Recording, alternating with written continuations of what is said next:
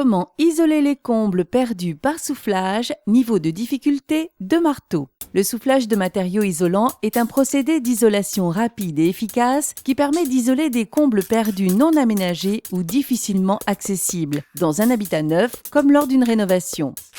Vous aurez besoin de laine de roche à souffler, d'un kit d'installation dans les combles.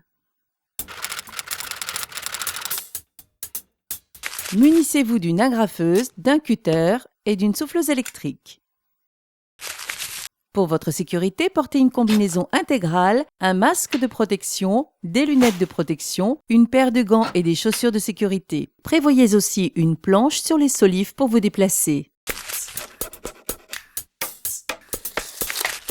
Afin de délimiter les hauteurs de laine de roche à souffler dans les combles, agrafez les piges graduées sur les solives. Agrafez également des repères cartonnés aux aplombs des boîtiers de connexion électrique. Puis rehaussez l'ouverture de la trappe avec les cartons prévus à cet effet dans le kit d'installation. Raccordez le tubage le plus court à la vanne d'entrée de la machine, puis raccordez le long sur la vanne de sortie. En fonction de la résistance thermique souhaitée, reportez-vous au tableau d'utilisation situé sur les sacs d'isolant pour déterminer l'épaisseur nécessaire ainsi que la quantité à souffler. Ouvrez les sacs d'isolant et transvasez-les dans le panier prévu à cet effet, puis démotez la laine à souffler.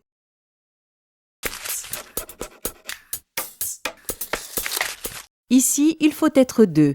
Une personne près de la machine qui alimente en laine de roche et une autre dans les combles qui effectue le soufflage.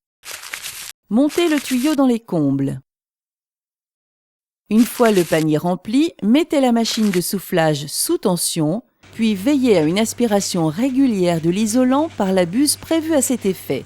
Lorsque le panier est vide, recommencez les opérations de remplissage et de démotage de l'isolant avant de poursuivre le soufflage. Projetez la laine soufflée en commençant par le fond de la pièce. Puis reculez progressivement en direction de la trappe. Référez-vous aux piges graduées pour la régularité de l'épaisseur de l'isolant. Une fois arrivé à la trappe, reportez-vous au carton de rehaussement de l'ouverture pour la hauteur d'isolant à souffler. Vos combles isolés, vous serez en mesure d'atteindre les exigences de la réglementation thermique 2012 et surtout, vous ne tarderez pas à effectuer de réelles économies d'énergie.